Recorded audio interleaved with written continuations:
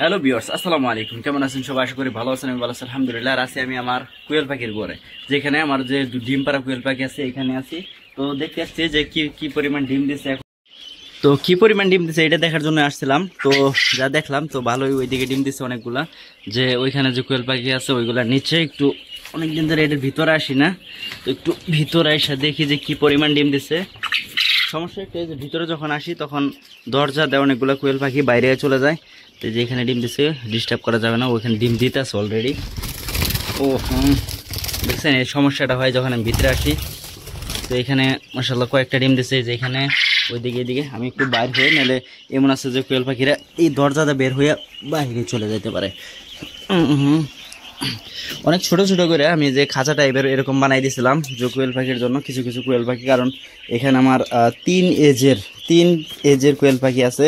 তো এই কারণে মূলত আমি কিন্তু এখানে কিন্তু এরকম ভাগ ভাগ করে রাখছি। একটু লাগাই দিই, তো এরকম ছোট ছোট করে লাগাইছিলাম। এখানে একটু বেশি জায়গা দিচ্ছে এই পাখিরে, তার কারণ হইতেছে এখানে যে পাখি আছে এগুলা ডিমগুলা হইতেছে উর্বর ডিম, এগুলা ডিম থেকে বাচ্চা ফুটে। আর এইখানে যে কোয়েল পাখি আছে এইখানে ডিম থেকে কিন্তু বাচ্চা ফুটে। তো এখানে যে মাঝে মাঝে একটু বেশি বড় সাইজের ডিম দেওয়া হয়, এগুলা ডিম থেকে কিন্তু বাচ্চা ফুটে না। তার কারণ হইতেছে এগুলোর মধ্যে দুইটা করে ডিম থাকে। এইখান থেকে ইদানিং একটু একটু কম কম কম ডিম পাওয়া যাইতেছে, কারণ এই পাখিরা অনেক বেশি বয়স্ক হয়ে গেছে। এই কারণে হয়তো একটু একটু গ্যাপ দিতেছে, তবে এই খাঁচার পাখি কোনোদিনই গ্যাপ দেয় না। যে আজকে যদি দেখাই, এখন দুপুরবেলা কয়টা, ওইখানে 3টা ডিম দিছে। ওই মেল পাখিটা নিচে ও নিয়ে বসে রয়েছে। ওকে, হয়তো কিছুক্ষণের মধ্যে আরেকটা ডিম দিয়ে দিবে। আর এখানে যে আছে আমাদের নতুন পাখিগুলা, এই যে নতুন পাখি, এগুলাই কিন্তু মাশাআল্লাহ অনেকগুলা কিন্তু ডিম দিছে। কিন্তু একটু সমস্যা হয়ে গেছে, যে দেখুন পাখির পায়ের মধ্যে, এই যে দেখুন একবার, দেখছেন পায়ের মধ্যে সমস্যা হয়ে গেছে, ইনফেকশন। তো এগুলো দেখতে হবে আমাকে, কারণ এই লিটারের মধ্যে পারলে এই সমস্যাগুলো হয়ে থাকে। ওই যে ওইখানে যদি একটা দেখুন, ওইটার পায়ের মধ্যেও লিটার জমে রয়েছে। তো এরকম অনেকগুলো পাখি আছে যেগুলো আক্রান্ত। এই যে এইখানে দেখছেন অনেকগুলো পাখি আছে যেগুলো পায়ের মধ্যে কিন্তু লিটার আটকে রয়েছে। আর লিটার আটকেলে কিন্তু সমস্যা, কারণ লিটার আটকে থাকলে এই যে এই পাখিটার মতন হয়। এই পাখিটার পায়ের মধ্যে খেয়াল করেন, দেখেন একবার, দেখছেন কি একটা অবস্থা হয়েছে। তো এরকম কিন্তু হয়ে যায়। তবে যাই হোক, আসলাম ডিম দেখার জন্য কোনটা কি পরিমাণ ডিম দিচ্ছে। এখানে 3টা, এখানে 2টা, এদিকে ওইদিকে একটা তো গর্ত দেখা যাইতেছে। ওটা কি ইঁদুরের গর্ত নাকি? না না না, ওটা ইঁদুরের না, হয়তো এমনি কোনো গর্ত হবে। তবে যাই হোক, অনেকগুলো ডিম দিচ্ছে দুপুরবেলা। তো এখন ডিম দেওয়া শুরু করছে, কারণ রাত পর্যন্ত ডিম দেয়। তো একটু বাচ্চাগুলোর দেখে আসি, বাচ্চাগুলো কেমন আছে।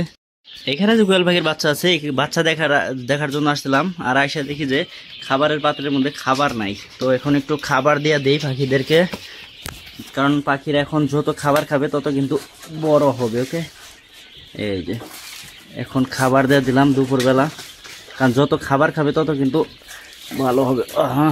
একটু দূরে তো হাত দিতে যায় না। তো অনেকগুলো করে খাবার দিয়ে দিই। যে এটার ভিতরে খাবার দিলে ভালো, ওইটার ভিতরে একটা খাবারও মাটিতে পড়ে না, ওটার ভিতরে ঢুকে খায়। কারণ এগুলো হইতেছে মুরগির বাচ্চারে যে খাবার দেয় না, ওইগুলো হইতেছে এটা কোয়েল পাখির জন্য এক্সট্রা কোনো নাই। তো যাই হোক, অনেকগুলো খাবার দিয়ে দিলাম। অনেকগুলো খাবার পড়ে গেছে আমার এখানে, এগুলা একটু তুলতে হবে। তুলবো কি, এখানে ওইটার মধ্যে দিয়ে দিই। তার কারণ হইতেছে অনেকগুলো খাবার নষ্ট হয়ে যাবে নাহলে। কারণ ওই দিকটা হাতে করে আনতে নিয়েছি, আনার সময় একটা কোয়েল পাখি আইসা মানে তলে পড়ে গেছিলো, যার কারণে একটু বাঁচাইতে গিয়ে আর কি ওইটার উপরে পড়ে যায়। তবে যাই হোক, 3টার বাটির মধ্যে খাবার দিলাম, একটা খালি রয়েছে, কারণ ওইটার মধ্যে দেওয়ার দরকার নাই। গতকাল আপনারা দেখছিলেন যে এটার মধ্যে আমি হলুদ পানি মিশাই দিয়েছিলাম, মানে থায়া বিন আছে আমাদের, মানে ওইটা মিশাই দিয়েছিলাম। আর ওইটা মিশাই দেওয়ার কারণ হইতেছে পাখি একটা অসুস্থ হয়েছিল, মূলত ওইটার জন্যই এখানে হলুদ পানি দিয়েছিলাম। ঠিক আছে। তো এখন দিনের বেলা সাদা বাল্ব দিয়ে রাখছি, রাতের বেলা দিয়ে রাখি, কিন্তু সাদা বাল্ব দেওয়ার কারণ হইতেছে এটা আমাদের ওই জানালাটা বন্ধ রাখতে হয়। কারণ না হইলে এই পাখিরা এত বেশি উড়াউড়ি করে, যে উড়াউড়ি করে এরা কিন্তু এই বাহিরে চলে যায়। তো বাহিরে যাতে না যেতে পারে, এই কারণেই মূলত আমি কিন্তু এখানে কিন্তু সাদা বাল্বটা দিয়ে রাখছি, যাতে আলো থাকে এবং খাবার খাইতে পারে। কারণ যখন লাইট না থাকে তখন কিন্তু এরা কিন্তু খাবার খাইতে পারে না।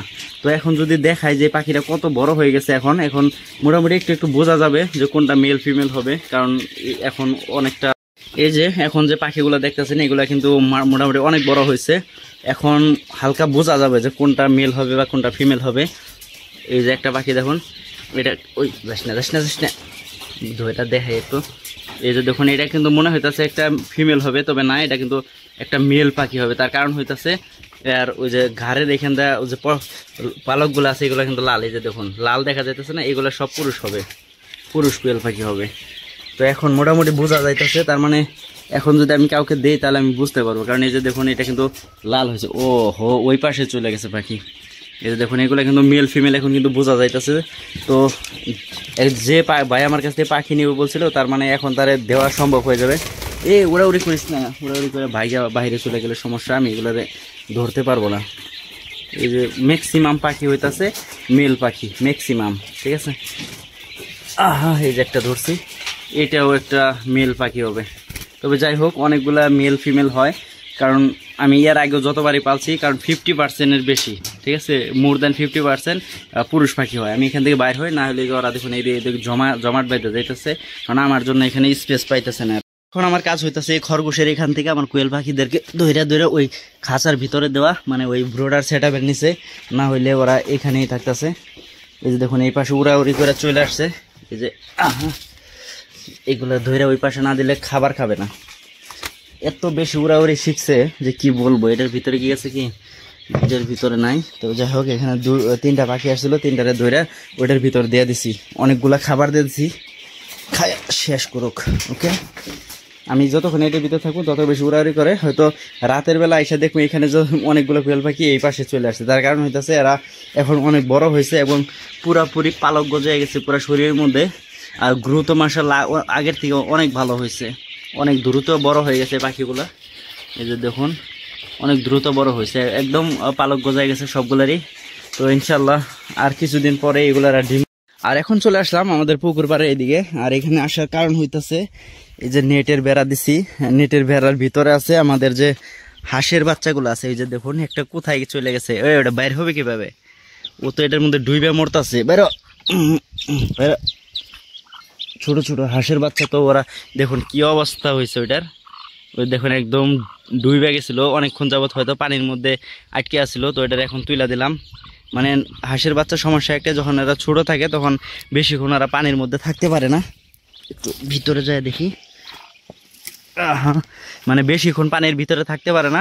আর এই কারণে মূলত কিন্তু ও কিন্তু ডুইবে গেছিলো, এটার মধ্যে ডুইবা মরতে রয়েছিল। তো এই কারণে মূলত আমরা কিন্তু পুকুরের মধ্যে ছাড়ি না। ওই যে এখানে দেখছেন আমাদের পুকুর, এটা যেটা আমরা শুধুমাত্র হাঁসেদের জন্য বানাইছিলাম। তো যাই হোক ওইটা কিন্তু একদম ভিজা গেছে, মানে এই হাঁস কিন্তু তুলার মতন থাকে, ও কিন্তু কাঁপতেছে ওইদিকে। আমি এর মায়ের কারণে যাইতে পারতেছি না, কারণ ও কামড় দিতে আসে, মানে কামড় দেয় না অ্যাকচুয়ালি, ও মানে সাপের মতন ফুসফুস শব্দ করে আর কি, ঠিক আছে। তবে যাই হোক আগেকার যেমন হাঁসের বাচ্চা আছে যেটার ওইগুলার শিয়ালে খাওয়ার পরে কিন্তু এই হাঁসটাই কিন্তু টেক কেয়ার করতেছে এগুলার। এই যে এখানে যে বাচ্চাগুলো আছে এই হাঁসটাই টেক কেয়ার করতেছে, ঠিক আছে। তো যাই হোক আগের তুলনায় অনেক ভালো হয়েছে, হাঁসগুলো বড় হয়েছে। আর ওই যেটা পানিতে ডুবে আসছিল ও কিন্তু কাঁপতেছে, ও বাঁচবে কিনা আমি শিওর না। তবে যাই হোক এখানে আজকে দেখতেছেন অনেকগুলো কম দেখা যাইতেছে, তাই না। এখান থেকে আমি 10টা হাঁসের বাচ্চা আজকে বিক্রি করে দিচ্ছি, যেগুলো ছোট ছোট ছিল আগেকার, মানে আগেকার না সরি, যে এগুলার যে বাচ্চা ছিল এইটার, আর ওই যে পাশে যে একটা ফিমেল দেখা যাইতেছে ওইটার বাচ্চা ছিল এগুলা, ঠিক আছে। ওই বাচ্চা ওইখান থেকে আমি 10টা আজকে বিক্রি করে দিয়েছি সকাল আমার এক চাচার কাছে।